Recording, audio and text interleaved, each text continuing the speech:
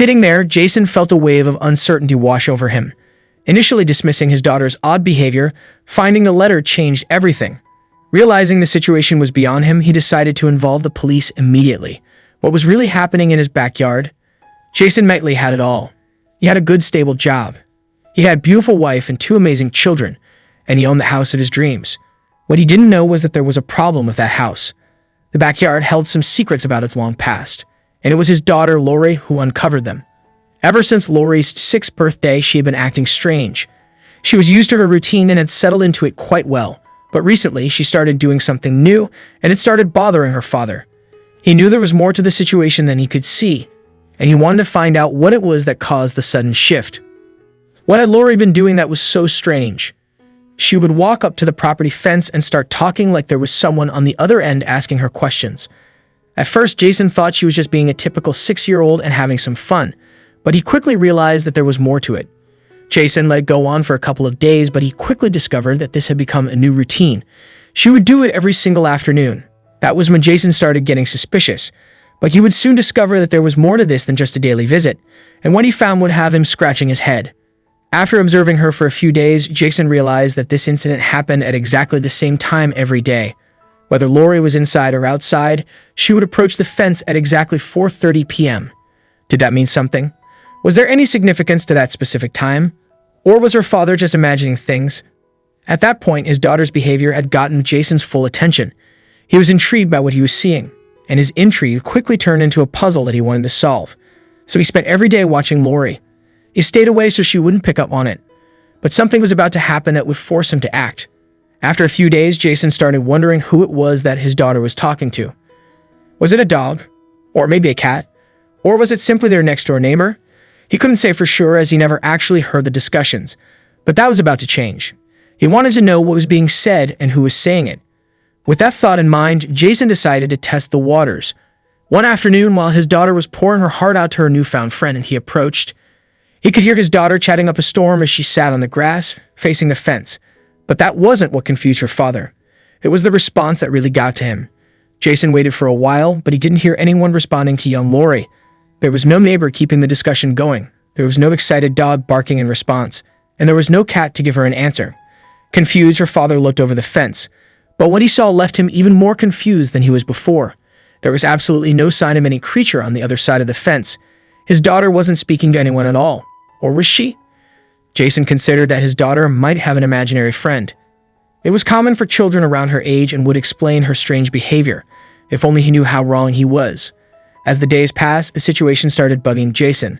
His son had an imaginary friend when he was Lori's age, but he spoke about him all the time and even had him over for dinner. Why wasn't Lori doing that? Why didn't she tell her parents that she had made a new friend? Was there even more to this situation? Was Jason missing something? Jason found himself constantly thinking about what it was that his daughter was doing. He was questioning every word that left her mouth when she was outside, and before long, he was questioning everything she did. He knew that he needed to do something about this, but what was the right way to approach the matter? That night, Jason thought about everything he had seen and heard. He knew he needed to come up with a plan, but he was still unsure of what it was that was actually happening. Before he could find a solution, he needed to find an answer. Was this as innocent as it seemed? Or was there more to this situation? By the time he woke up the next morning, Jason was armed with a plan. He could get all the information he needed if he invested money in some cameras and installed them in the right positions.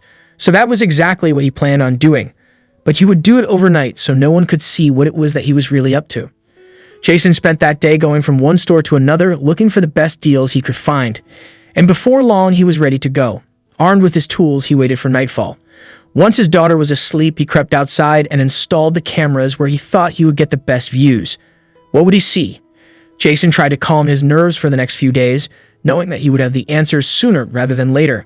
He wanted to collect enough footage before he looked, and no one could blame him for that. But when the big day finally came, he was more confused than ever before. Jason looked at the footage and he couldn't explain what he saw.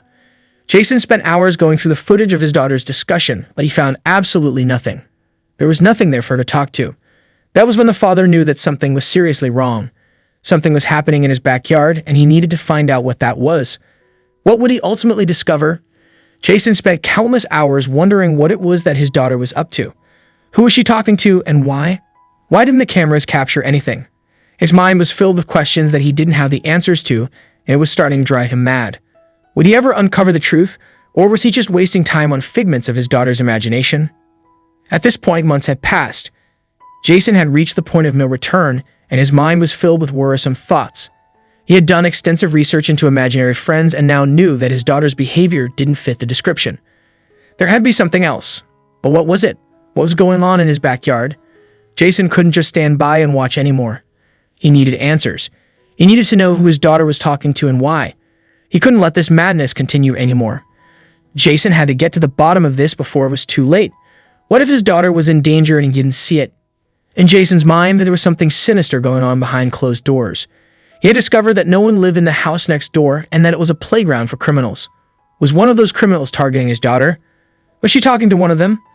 The thought sent a chill down his spine, but it was a possibility he couldn't ignore. Jason couldn't get the thought out of his mind. He was sure one of the syndicates had been trying to get their claws into his daughter, and he couldn't allow that.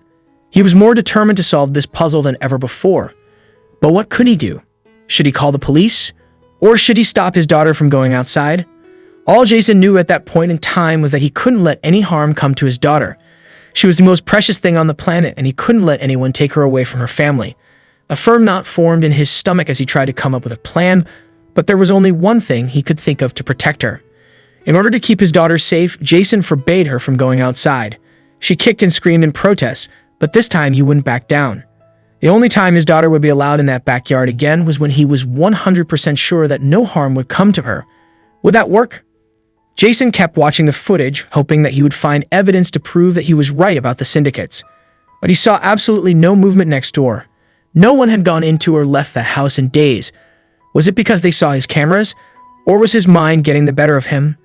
Was he the one with an imaginary friend? Or, in this case, predator? For the next few nights, Jason couldn't sleep. His mind was going over all the possibilities that would explain his daughter's behavior, but he simply couldn't come up with any other explanation. That was until he woke up one morning. Something told him to watch the previous recordings, the ones he had already seen, and that was when he saw it. Jason reviewed his footage and noticed something crucial, a clue he had been searching for. It seemed to confirm his suspicions about syndicates. However, before he could delve deeper, he had to step out for an errand. Pausing the recording, he observed his daughter, Lori, engaging in an unusual activity, digging a hole.